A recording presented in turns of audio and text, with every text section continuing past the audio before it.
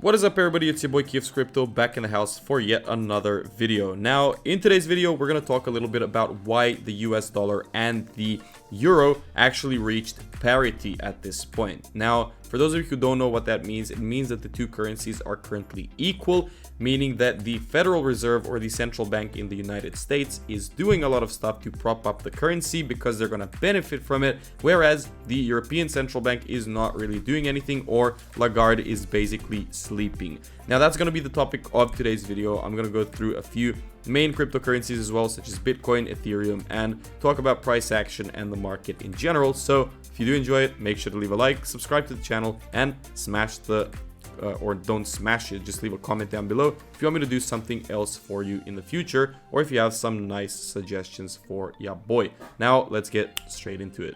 Now, before we get any deeper into the whole philosophy of economics and all of this other stuff going on in the world, which I will explain to you in great detail so you can understand why potentially the US is currently benefiting the most from this whole situation, let's explain what exactly is the impact of this euro parity with the dollar, using a beautiful article from ABC News. Now, the euro is hovering close to parity at this point. Currently, they are pretty equal, and it's the lowest it's ever been in 20 years, so ever since 2002.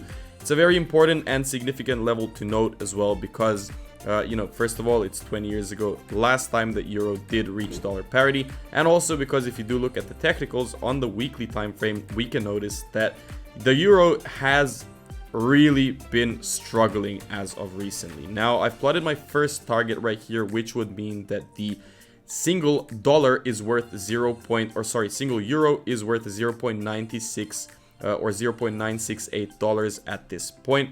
And that's a realistic target for myself before we may see a pullback and some reaction from Lagarde and the European Central Bank. But something that I have noticed, some time ago, and why euro was going to reach a very, very weak state was, in fact, this exact pattern right here. So we had a very clean break of this strong level of support, and basically the euro since then has been all the way downhill. Now, my second target would be for the euro and dollar exchange rate to be around, well, let's say $0.9 mark, but that would be very, very dangerous, and I doubt that the European Union and the European Central Bank would allow something like this to actually happen. All right, so we do have a new channel partner today. It is called Fairdesk. These guys, well, the platform was founded by 6+ ex Binance core personnels. They know exactly what they're doing, and if you do, head on over in the description down below and sign up with my link. You're able to get a $600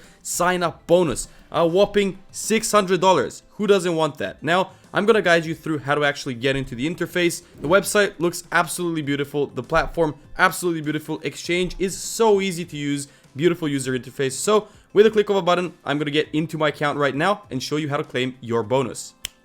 Now, what exactly is happening? Well, basically, it's all caused by the energy crisis caused by Russia in Ukraine, and inflation is spiking everything up, and it's making countries make a little bit of a move. So the US, for example, or the Federal Reserve, they decided to start hiking rates or increasing interest rates so that they would draw more capital into the economy. And, obviously, if you're an investor and you want to invest somewhere, you would rather invest in a place that will give you a larger interest rate on your investment rather than one that would give you a smaller one, right? Makes perfect sense. And that is what the US's goal is. And in terms of increasing rates, they also increase levels of savings, so people will be saving more money and consuming less, which means that over time inflation drops down. That's the goal of the US. But next to that, and something important the US have to know, is that these energy prices have driven this inflation so high up that even the European Central Bank will have to do something about it very, very soon. Now, the most important thing that you guys have to know is the fact that currently, due to this whole energy crisis and everything else going on, it's crucial to understand that the US is stronger in terms of trade than the European Union is. So this is what this means. It means that if the US is exporting items or products or services to Europe, they're going to be a lot more expensive being bought in the European currency rather than if you take the other thing happening, which is exports from the European Union all the way to the US, those would be cheaper for people in the US simply because the currency is stronger, relatively stronger, right? Even though they're equal at parity, relatively it means that it is a stronger currency. So it basically makes sense that very soon the European Central Bank will start increasing rates as well to draw some more money into their economy and to try and fix this situation, because at some point Russia, if they cut gas towards Europe completely, which is unlikely to happen geopolitically, but let's say that happens as a result, well, in that case, the only provider of other oil that the European Union can actually take advantage of is the US. And if the US actually comes along and sells a lot of oil to Europe, it's going to be a lot more relatively expensive compared to terms before. And basically it's going to be very bad for the European Union, which would mean that the euro falls down even more. So this is something that you guys have to keep in mind and keep in consideration. No matter what you're doing in the world, if you're only focusing on crypto, well, you can't only focus on crypto. There is currencies out there, there is an economic situation, and it is something that you should keep in mind when investing, when buying anything, when saving. You need to know what the market is doing if you want to make smart decisions. So that's about it for this little segment right here. Let's move on to something interesting. I want to showcase a little project for you in the next minute, and then I'm going to show you a few technicals when it comes to Bitcoin, Ethereum, and more.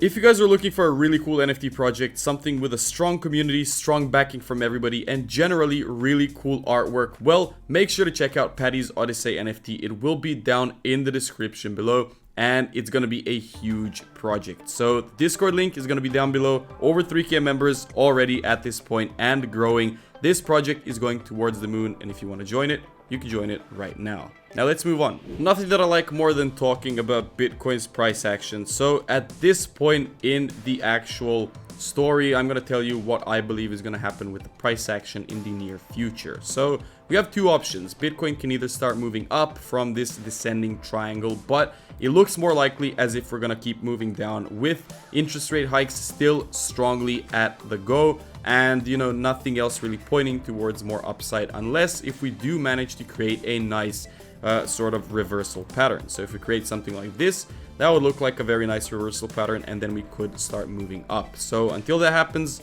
let's not look too far ahead. Let's try to react to what the market is giving us rather than try to predict what the market is going to do. And currently we have a few important zones that I like to keep in touch. One of them is the 18K level, very strong level. If we break down from it, we might move down into the 13K. And if we break up from it, we have clear space on the left-hand side to move into the 30K mark. Now, if I go into my crypto watch list, you can see a few coins that are probably, actually take note of this watch list, pause the video, check the coins out because they are gems in the crypto world. But when it comes to Ethereum itself, there is a few similarities that it does share to Bitcoin. First and foremost, we are sort of at a very important level right now, around the 1.1K mark. But in the worst case, Ethereum could go down into the $500 level. So make sure to, take care of those situations. Basically, what I'm worried about is the fact that if we did break from this, if we do break from this, we're probably going to move down into the $500 level.